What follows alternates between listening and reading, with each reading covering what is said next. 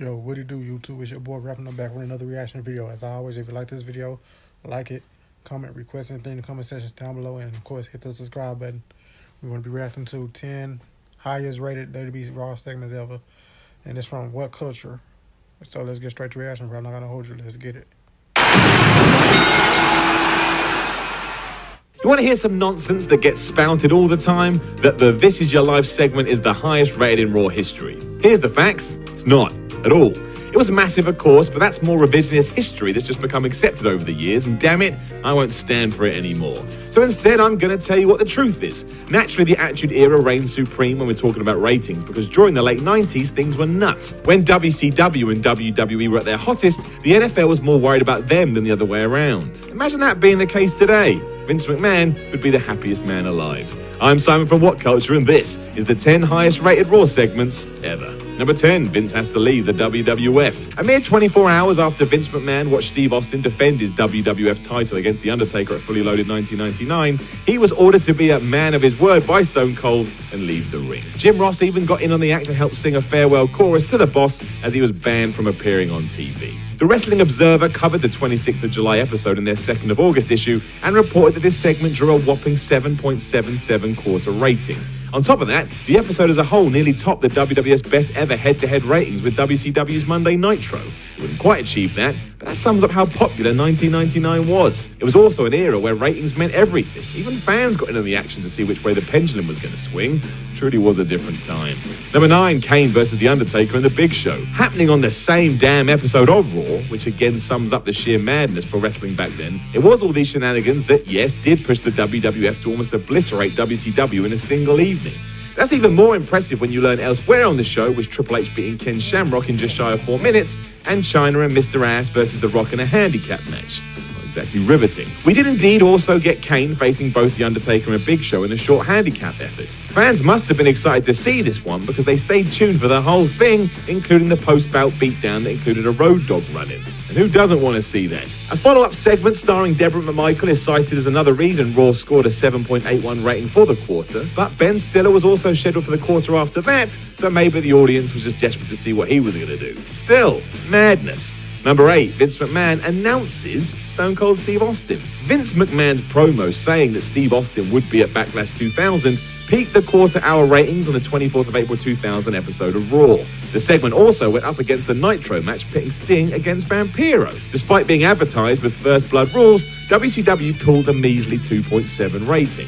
Over on Raw, the WWF boasted a giant 8.12. You have to give World Championship Wrestling credit for throwing what they could at the screen, but at this point, even McMahon talking about Austin was money. And how can you compete with that? You just can't. It's a welcome reminder of how big Stone Cold was back then, and why when people today ask whoever's going to fill those boots, the answer may be nobody. He was a phenomenon like no other who could draw when someone even said his name. That's borderline ridiculous, but anything associated with the Texan became an instant attraction. Number 7, Shane McMahon versus The Rock. Hilariously, things just kept increasing only 1 week later. This whole stint for the WWF was nuts. Promoting a steel cage match for the world title between The Rock and Shane McMahon, it was a huge draw and pulled an 8.23 rating. While some fans don't like to admit it, this did just prove that while the great one was obviously a draw, so was the younger McMahon, even if he still couldn't throw punches to save his life. It was also a smart bout to book at the time, as over on WCW, David Arquette had just become their champion. Would the WWF do something similar with Shane? No, of course not. They weren't that dumb.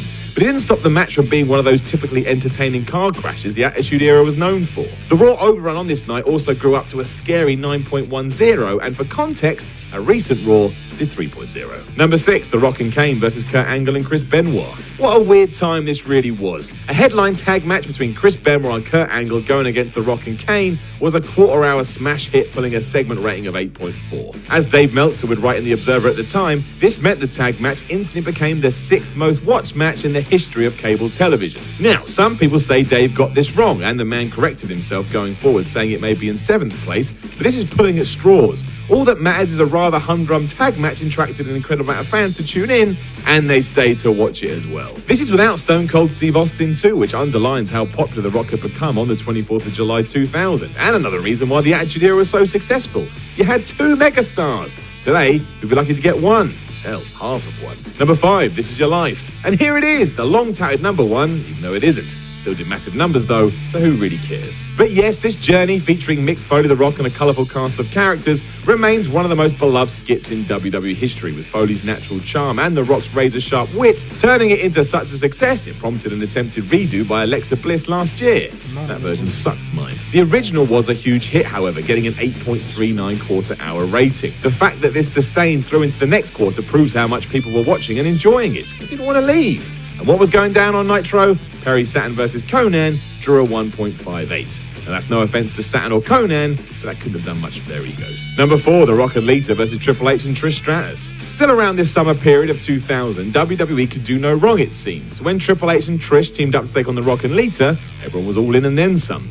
It's weird too, as most remember that scene when it looked like the game and Stratus were up to no good, but this match seems to be long forgotten, even though it smashed the ratings. Happening on the 31st of July episode of Raw, this was reflected in the 8.46 segment rating the match was responsible for in the headline slot. Like it or not, the on-off sexual tension between Triple H and Stratus was a selling point, because humans are scum. There was also some appeal to see men and women teaming together, and back then the Observer called this the 5th most watched wrestling match in the history of cable television. Number 3, The Stooges versus the Mean Street Posse. Straight up, I got no problem with this. I love both teams because they were ridiculous, and I love the ridiculous. They deserve to be here in the list, especially as the segment that truly popped a rating is when they all had a match together. It started with Pat Patterson and Gerald Briscoe coming out to Hulk Hogan's old theme music. Maybe that's why fans tuned in like crazy. Who wouldn't want to see that? Imagine this happened on Raw today too. Reddit would go nuts.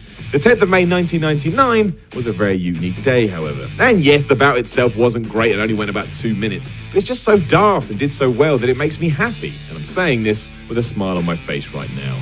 Number 2, the 6-man tag main event. Occurring on the same show, people were obviously very keen to see what was going on last for Raw, as this did all the numbers. Bringing out all their big guns, Shane McMahon teamed with Triple H and The Undertaker to take on Vince McMahon, The Rock and Steve Austin. Shawn Michaels was installed as the special guest referee for good measure, and that all combined to convince a record-breaking audience they had to watch.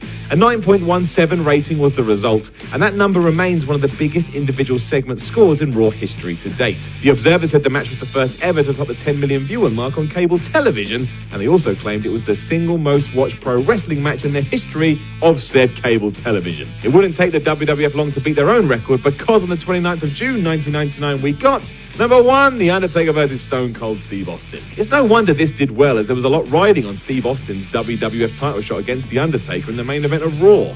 The night before, Austin had been beaten in a ladder match by both Vince and Shane McMahon at King of the Ring, and now he had to win the title or be banished from the championship scene for good. Clearly everyone was desperate to know what was going to happen, as the company topped their own 9.17 quarter-hour record by posting an enormous 9.5. This was helped as WCW went off the air with Nitro earlier than scheduled, allowing the WWF a full 8 minutes unopposed. Idiots. Not that it really mattered though. Taker versus Austin was killing it anyway, and people rightly believed they'd see a title change on free television. It was something to behold both in front and behind the camera. Why would you look at that? You got all the way to the end of the video and your mother said you'd amount to nothing. What are the chances? While you're here, why not watch one of our other many possibly quite good channels, or watch another video which will be largely in the same vein as the quality content you've just endured. Go on then. Alright, let me know what you thought of this video and hit the subscribe button to get on the way out. I'm out on the next one. Peace.